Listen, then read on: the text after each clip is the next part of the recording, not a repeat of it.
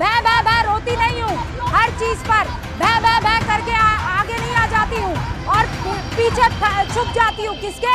कि मैं तो पिछड़ी जाति से हूँ, मैं तो महिला हूँ। 10 साल मनमोहन सिंह के 10 साल में तकरीबन 10 साल में 2005 से लेकर 2013 के बीच में तकरीबन 10 साल में 90,000 घुसपैठियों की पहचान करके उनको देश से बाहर भेजा गया। 90,000। दोस्तों, पत्रकारिता, पत्रकार और टीवी डिबेट्स को मनोरंजन का साधन बना देने वाली रूबिका लियाकत का एक नया कारनामा सामने आया है। एक ऐसा कारनामा जिसे देखकर आपका खून खौल उठेगा। रूबिका लियाकत लड़ाई झगड़े के लिए जानी जाती हैं, बदतमीजी, अभद्रता के लिए जानी जाती हैं। अपनी सड़क छाप भाषा के लिए इनको ये कुख्यात हो चुकी हैं टीवी डिबेट्स पर। और कुछ ऐसा ही इन्होंने बीते दिनों आरजेडी की प्रवक्ता कंचना यादव के साथ किया। लेकिन कंचना यादव ने किस तरीके से रूबिका लियाकत को आईना दिखाया है, वो खबर, वो वीडियो मैं आपको दिखाऊंगा। तमाम सारे लोग उस पर क्या कुछ प्रतिक्रिया दे रहे हैं वो भी मैं आपको बताऊंगा। कैसे एक पिछड़े समाज से आने वाली महिला को रूबिका लियाकत ने एक तरीके से उनको नीचा दिखाने की कोशिश की, ये मैं आपको बताऊंगा। और साथ में H1B वीजा को लेकर भारत की विदेश नीति की, प्रधानमंत्री नरेंद्र मोदी की, अमित शाह की पोल खुल गई है। क्या कुछ मामला है, और साथ में गोदी मीडिया के भी कारनामों की बात करेंगे, उसकी भी चर्चा करेंगे। इससे भी जुड़ी कुछ खबरें हैं हमारे साथ, वो भी दिखाऊंगा। और साथ में एक बड़ी खबर वोट चोरी को लेकर आज तक इंडिया टुडे की इन्वेस्टिगेशन में एक बड़ा खुलासा हुआ है, वो खबर भी आपके सामने। और इसके अलावा जो तमाम सारी खबरें हैं, असम में जिस तरीके से प्रोपेगेंडा चल रहा है उससे जुड़ी हुई एक बड़ा अपडेट सामने आया है, उस पर भी बातचीत करेंगे। और एक बड़ा घुसपैठियों को लेकर बड़ा दावा सामने आया, बड़ा फिगर सामने आया है, जिससे मोदी सरकार की असलियत आप सबके सामने होगी। तमाम सारी खबरें हैं, सब कुछ दिखाऊंगा। लेकिन सबसे पहले मैं चाहता हूं रूबिका लियाकत की ये बदतमीजी देखिए, और इस बदतमीजी के दौरान किस तरीके से एक महिला प्रवक्ता का जानबूझकर उसकी ऑडियो का फेडर डाउन किया न्यूज 18 नामक गोदी मीडिया चैनल ने, उनकी बात नहीं आने दी। और दूसरी तरफ रूबिका लियाकत किस तरीके से चिल्ला रही हैं, किस तरीके से, जैसे वो सड़क छाप नहीं होते हैं जो गली मोहल्ले की लड़ाई होती है, जिसमें लोग अलग अलग तरीके की आवाजें निकालकर लड़ने भिड़ने लगते हैं। रूबिका लियाकत बस उसी नीचता पर उतर आई। देख लीजिए। हम डिबेट करते हैं, कोई गाली, मैं गाली नहीं, मैं तर्क पर काट देती हूँ, मैं तर्क पर ही बात काट लेती हूँ। मुझे गाली देने की जरूरत नहीं है। मजबूत औरत ना विक्टिम कार्ड खेलती है और ना गालियाँ देती है। ना मैं विक्टिम कार्ड खेलती हूँ कि मैं पिछड़ी हूँ, मैं महिला हूँ, मैं बेचारी हूँ, मैं गरीब हूँ। ये काम रूबिका लियाकत नहीं करती है। मैं मजबूत औरत हूँ और मैं मजबूत किरदार के साथ, मजबूत लॉजिक के साथ बात रखती हूँ। भै भै भै रोती नहीं हूँ, हर चीज पर भै भै भै करके आगे नहीं आ जाती हूँ और पीछे छुप जाती हूँ। किसके? कि मैं तो पिछड़ी जाति से हूँ, मैं तो महिला हूँ। ये है रूबिका लियाकत का सच। ये वो रूबिका लियाकत है जिनको आप पत्रकार कहते हैं और हम जैसे लोग गोदी पत्रकार कहते हैं। दरअसल पत्रकार इनके आगे से हटा दिया जाना चाहिए। इन्होंने अपने जीवन में एक ऐसा काम नहीं किया जिससे समाज का भला किया हो, एक ऐसा काम नहीं किया। लेकिन ये पत्रकार हैं तो हैं, टेलीविजन पर बड़े गोदी चैनल पर बैठती हैं, डिबेट कराती हैं, लेकिन इनकी डिबेट का स्तर आपको बताने की जरूरत नहीं है। इसी पर अनिल यादव ने एक लंबा चौड़ा पोस्ट लिखा किसी डिबेट के हिस्से को लेकर। ये आपकी स्क्रीन पर है, जरा पढ़िएगा। बहुत करारा जवाब मिला है। अनिल यादव ने लिखा कि भाजपा द्वारा पोषित रूबिका लियाकत ने आज देश भर के वंचित और पिछड़े समाज का अपमान किया। आरजेडी प्रवक्ता को अपमानित करने के प्रयास में रूबिका लियाकत ने कहा कि वो पिछड़े समाज और महिलाओं की तरह हर वक्त हालात का रोना नहीं रोती है, उनकी तरह विक्टिम कार्ड खेलकर भैं भैं नहीं करती, भैं भैं नहीं करती। अजीब तरीके का मुंह बनाकर बोला है वही इसने। फिर बोला कि रूबिका लियाकत दुष्ट एंकर हैं, दलाली के पैसे से कोठी खड़ी करने वाली और बीजेपी की सिफारिश पर लाखों की सैलरी को नौकरी पाने वाली रूबिका एक अनपढ़ एंकर हैं। लेकिन जिस तरीके से इसने मेरे पिछड़े समाज और पिछड़े समाज की महिलाओं का अपमान किया है, ये अस्वीकार्य है। रूबिका लियाकत कह रही हैं कि वो पिछड़ों की तरह नहीं है।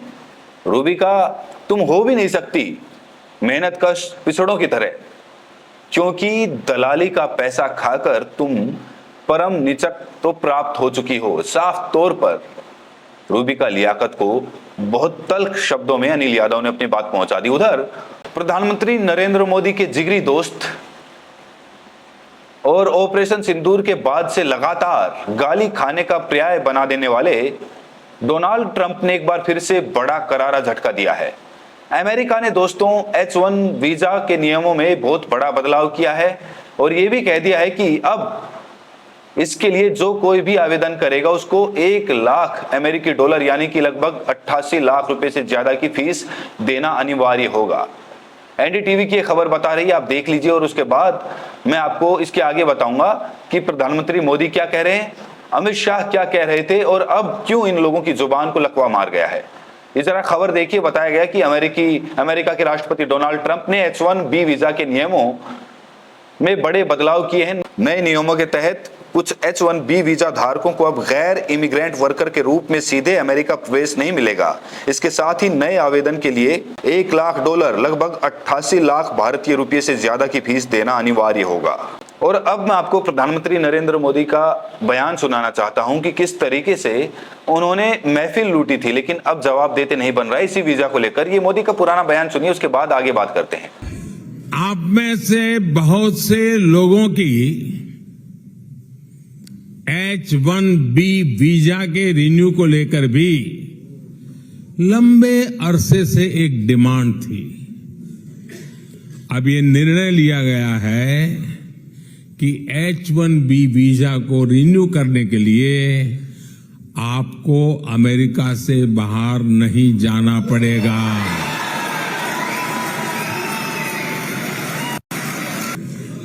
अमेरिका में रहते हुए ही अब ये वीजा रिन्यू हो जाएगा।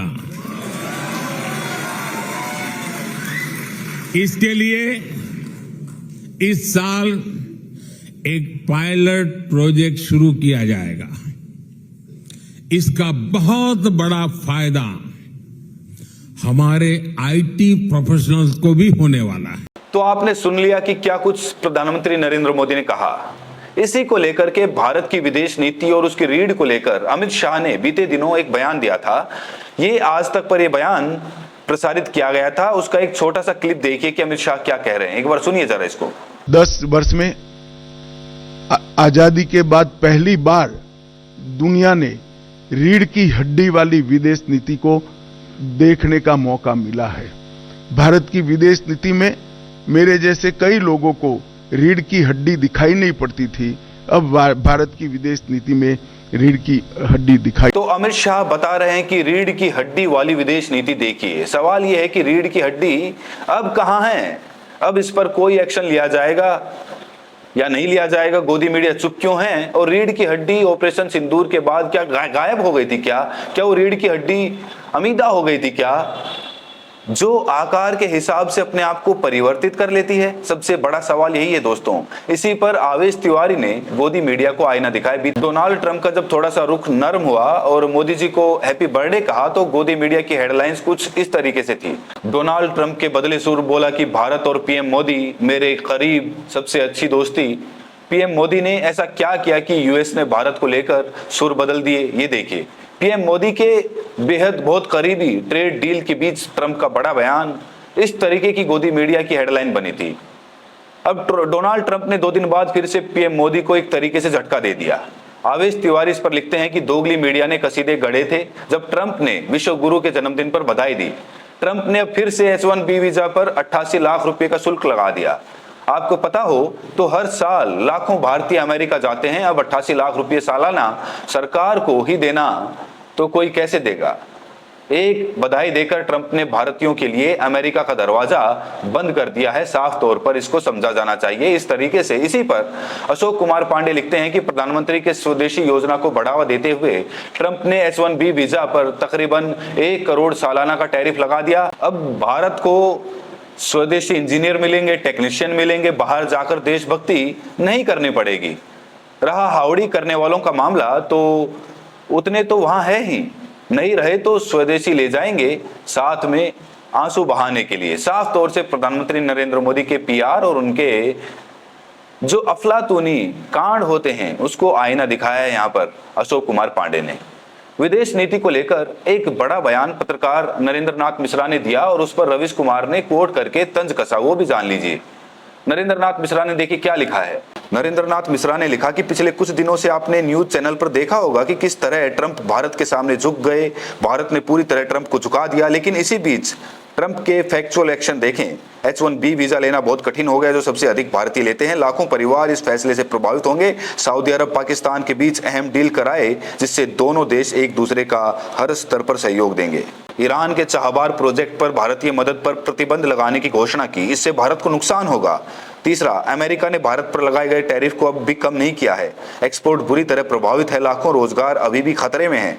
चौथा, अमेरिका अभी भी रूस से तेल नहीं खरीदने का दबाव भारत पर लगातार बना रहा है। इन सब के बीच हेडलाइन गोदी मीडिया ने मोदी जी की हेडलाइन मैनेज करा दी, लेकिन इस पर सवाल कोई कर नहीं रहा है। अब इसी को लेकर रवीश कुमार लिखते हैं कि आपके गांव में पता कीजिए, विमान से उतरते और चढ़ते हुए का रील देखकर ही मग्न है कि विदेश में नाम हो गया है। उधर वोट चोरी का दावा जब प्रधानमंत्री नरेंद्र मोदी या यूं कहें कि भारतीय जनता पार्टी की सरकार पर राहुल गांधी ने बीते दिनों फिर से हाइड्रोजन बम फोड़कर लगाया, उसका एक तरीके से उस पर मोहर लगा दी इंडिया टुडे की एक इन्वेस्टिगेशन रिपोर्ट में। जरा उस रिपोर्ट का छोटा सा हिस्सा देखिए। कट हुआ था हमारे मुसलमान लोगों का 12 लोग हाँ, इतने लोगों का कट हुआ था। फिर वो लोग ये करे BR पाटिल की तरफ से फिर हम वोटिंग का डालने का चांस लिए। फिर नहीं मालूम कौन क्या है, मालूम ही नहीं पड़ा।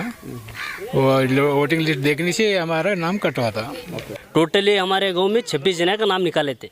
हाँ, फिर हम क्या करें, हमारे आमदार साहब को कान पर रखे कि तो उनके फेवर हमें आदमी PR पाटिल के फेवर हमें आदमी है, उनको कान पर रखने से उन्होंने प्रियंका गांधी प्रियंका खड़गे उन्होंने बातचीत करके फिर हमारे को वोट करने का। इसमें साफ तौर पर दोस्तों बताया गया है कि किस तरीके से खेल किया गया है। इस रिपोर्ट में आप साफ तौर पर समझ गए होंगे। उधर असम में लगातार मुसलमानों के खिलाफ अभियान चलाया जा रहा है। आप ये समझ लीजिए कि कांग्रेस के बड़े नेता गौरव गोगोई को एक तरीके से उनको घुसपैठियों का एक तरीके से सरदार की तरह दिखाया गया है। जरा ये वीडियो देखिए। इस तरीके के असम बीजेपी लगातार इस तरीके के विज्ञापन जारी कर रही है, देखिए। भाईजान जी, मुनीर जी, अगले साल तुम कितने मियाँ लोगों को जितवा सकते हो? अगले साल तो करीब 20 मियाँ लोगों को जितवा सकता हूँ, लेकिन थोड़ा ज्यादा फंड्स लगेंगे। हाँ, जितना भी फंड्स चाहिए अभी ले लो तुम। क्या? धन्यवाद मुनीर जी। अब देखिए मेरा कमाल। तो अब आप ये सोचिए कि किस नीचता पर भारतीय जनता पार्टी उतर आई है। अगले साल इसी 26 में असम में चुनाव है। इस पर नरगिस बानो लिखती हैं कि असम भाजपा के अकाउंट से गौरव गोगोई को पाकिस्तानी एजेंट बताकर वीडियो प्रसारित किया जा रहा है। जानबूझकर मुसलमानों की छवि को गलत तरीके से पेश किया जा रहा है। क्या इन पर कोई कार्रवाई नहीं होगी? उधर घुसपैठियों का मुद्दा चला है तो घुसपैठियों की बात पर बहुत बड़ा तथ्य रखा है जिससे कि भारतीय जनता पार्टी का मुंह नहीं खुला है। दोस्तों, पता चला है कि घुसपैठियों पर जो काम, जिस तरह चिल्लाहट, जितना हल्ला भाजपा कर रही है उतना काम उसने किया ही नहीं। जबकि मनमोहन सिंह की सरकार में 90,000 घुसपैठिए भारत से बाहर भेजे गए थे। आशुतोष राजनीतिक विश्लेषक हैं, वरिष्ठ पत्रकार हैं, संदीप चौधरी के साथ शो में थे। क्या कुछ कह रहे हैं, सुनिए। और घुसपैठिए को लेकर भारतीय जनता पार्टी और मौजूदा सरकार का कमिटमेंट और ईमानदारी क्या है, अगर आप इजाजत दें तो मैं डेटा के साथ प्लीज बताइए ना। 10 साल मनमोहन सिंह के 10 साल में तकरीबन 10 साल में 2005 से लेकर 2013 के बीच में तकरीबन 10 साल में 90,000 घुसपैठियों की पहचान करके उनको देश से बाहर भेजा गया। 90,000। और नरेंद्र मोदी और उनकी सरकार जो लगातार घुसपैठियों के नाम पे वोट मांगने की कोशिश करती है, इस देश को डराने की कोशिश करती है, बांग्लादेशी और रोहिंग्या के नाम पे सिर्फ 4 से 5,000 लोग वो भेज पाए। तो दोस्तों, इस तरीके से आशुतोष ने भाजपा को आईना दिखा दिया। उधर भारतीय जनता पार्टी के बड़े नेता, सांसद, पूर्व मंत्री गिरिराज सिंह की असलियत दिखाता हूं। एक यूट्यूबर ने दिखा दी जो हिंदू मुसलमान, मीट झटका और हलाल में भी हिंदू मुसलमान करते हैं। उनके गोद लिए गांव की जरा सच्चाई देखिए। एक छोटा सा हिस्सा रिपोर्ट का देखिए। गोविंदपुर 3 का ये गांव गिरिराज सिंह जब बेगूसराय से सांसद बने तो उन्होंने गोद लिया। गोद लेने के बाद इस गांव में क्या हुआ, ये स्थिति मैं आपको दिखाने आया हूँ। ये इस गांव का पंचायत भवन है। अब मैं दिखाऊंगा कि इस पंचायत भवन की स्थिति क्या है। ये पंचायत भवन है जहां विकास की भयंकर बाढ़ आई। गिरिराज सिंह सांसद बने, उसके बाद यहाँ का काम इतना बेहतरीन हुआ कि यहाँ प्राकृतिक विकास बहुत ज्यादा हुआ है। घास उगाई है, बेल उगाई है, लेकिन जो काम होना चाहिए था वो नहीं हुआ है। अब मैं आपको यहाँ एक पोस्टर दिखाऊंगा। इस खंडहर में एक पोस्टर लगा है, सोच दमदार, काम असरदार। और असरदार कितना है ये आपको इस तरफ दिख जाएगा। ये है असरदार काम पंचायत भवन का, ये स्थिति है और इतना असरदार काम है। मैं पोस्टर के नीचे लाइन लिखी है, फिर एक बार एनडीए सर। तो ये हालात हैं गिरिराज सिंह के गोद लिए गांव को लेकर। इस बीच दोस्तों एक बड़ा बयान एक सुप्रीम कोर्ट के पूर्व जस्टिस नरीमन ड्रोइंग का सामने आया। आपकी स्क्रीन पर है, जरा देखिए। न्यूज 24 ने ये खबर प्रसारित की। बताया गया कि मैंने एक बच्चे की इतिहास की किताब देखी तो दंग रह गया। उस किताब में अकबर को सिर्फ क्रूर, तानाशाह और बड़े पैमाने पर लोगों को खत्म कराने वाला बताया गया। अकबर और मुगल वंश का क्या योगदान है उसके बारे में सारी चीजें मिटा दी गई, जिसके आरोप लगातार मोदी सरकार पर लगते रहते हैं कि ये लोग इतिहास को मिटा रहे हैं। और ये बात किसी और ने नहीं कही है, ये बात इस देश की सुप्रीम अदालत के एक जज ने कही है दोस्तों, रिटायर्ड जज ने। इस वीडियो में इतना ही। बहुत बहुत शुक्रिया, बहुत बहुत धन्यवाद। आप क्या सोचते हैं प्रतिक्रिया जरूर दें। बहुत बहुत शुक्रिया।